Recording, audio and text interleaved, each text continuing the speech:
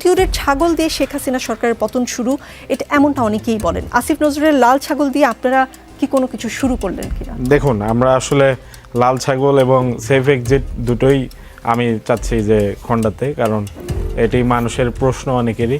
আসলে safe exit বিষয়টা অনেক এখন শোনা যাচ্ছে। সেফ এক্সিট বলতে আসলে নাহিদ ইসলাম কি বুঝিয়েছেন তিনি আসলে সবচেয়ে ভালো বলতে পারবেন। এখন আমার কাছে মনে হয় সেফ এক্সিট বলতে আসলে অনেকেই ধরে নিচ্ছে তারা হয়তো বিদেশে পালিয়ে যাবে উপদেষ্টারা বা সেরকম। আসলে এই যে উপদেষ্টা মণ্ডলী আছে তাদের কিন্তু অ্যাকাউন্টেবিলিটির জায়গা কম। ফুয়াদ ভাই বললেন যে তারা কিন্তু প্রেসকে কম ফেস করে, তো তাদেরকে কোশ্চেন আসলে কে করবে? আমি তো গিয়ে কোশ্চেন করতে পারবো না। এখানে গণ অভ্যুত্থানের নাহিদ সাহেব একজন নেতা, আমিও একজন ভূমিকা রাখা ব্যক্তি, তো আমারও কিন্তু অনেক কোশ্চেন আছে, আমার অনেক বলার জায়গা দরকার, কিন্তু তাদেরকে বলার মতো কোশ্চেন করার মতো আমি জায়গা পাচ্ছি না।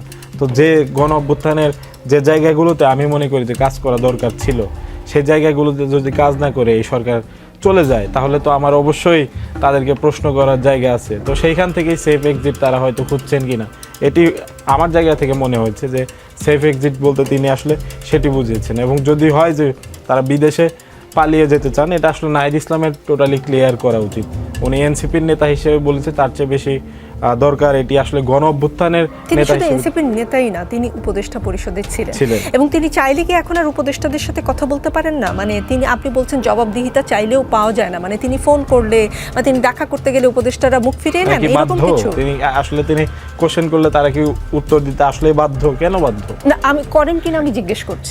তিনি করলে তো আসলে তিনি এই কোশ্চেন রাখতেন না। জি জি, তার মানে সম্পর্কটা ভালো না, এরকম কিছু উপদেষ্টাদের সঙ্গে? আরেকটি হলো ছাগল কাণ্ডের কথা বললেন, এখানে আমি সেই প্রশ্নে দিতে চাই। উপদেষ্টাদের সাথে সম্পর্ক ভালো খারাপ এটি নাহিদ ইসলাম ব্যক্তিগতভাবে দিতে পারবেন, তবে আমাদের কাছে মনে হয়েছে নাহিদ ইসলামের বিভিন্ন কথায় বিভিন্ন সময়ে বা পার্টিতে তিনি বিভিন্ন সময়ে যে কথাগুলো বলেন, সেখান থেকে আমাদের কাছে মনে হয়েছে যে এই উপদেষ্টা পরিষদের আসলে যে দায়িত্ব ছিল পরিপূর্ণভাবে পালন করতে বিভিন্ন ক্ষেত্রে আমরা দেখেছি যে ব্যর্থ হয়েছে। এই যে আমরা মাত্রই জানলাম একটি তথ্য যে সেটি হলো 73%। এটি আসলে অলরেডি বিভিন্ন সংবাদ মাধ্যমে প্রকাশিত হয়েছে। 73% যাদেরকে ধরা হয়েছে অপরাধে তারা ছাড়া পেয়ে গেছে। তো তাহলে 100 জনের মধ্যে 73 জন অপরাধী যদি ছাড়া পায়, সেখানে তো আমার নিরাপত্তার প্রশ্ন আছে।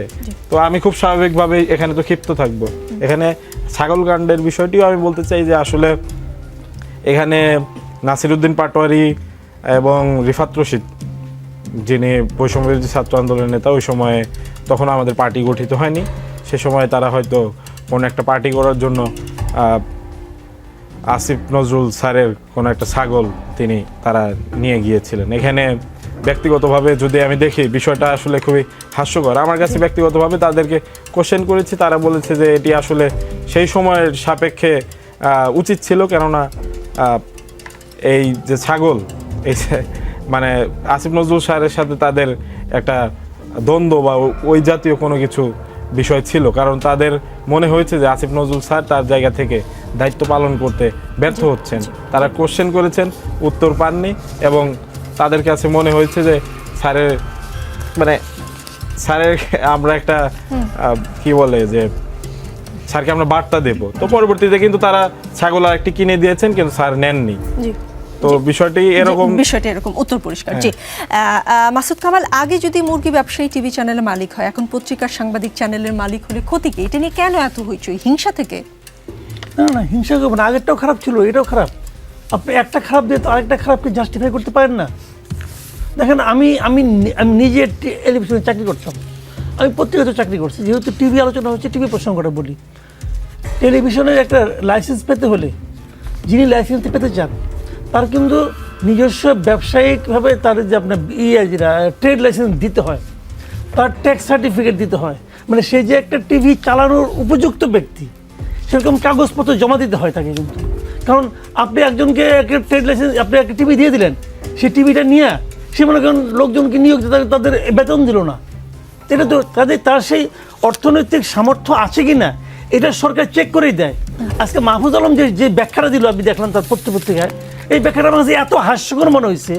আমি কি বলবো, সে বলতে আমরা নতুনদেরকে দিচ্ছি। তো এই লোকের তো যাদেরকে দিয়েছে নূর তো যেন কালকে বললো, এতে তো সংসার চালানোর নাই, সক্ষমতা নাই। যার একটা টিভি বের করার অর্থনৈতিক সামর্থ্য আছে, সে ভাই একটা বিশ্ববিদ্যালয়ের রিপোর্টার হয় না, সে ওরকম একটা যে পত্রিকা মাত্র 700-800 ছাপে সেই পত্রিকার স্টাফ রিপোর্টার হয় না।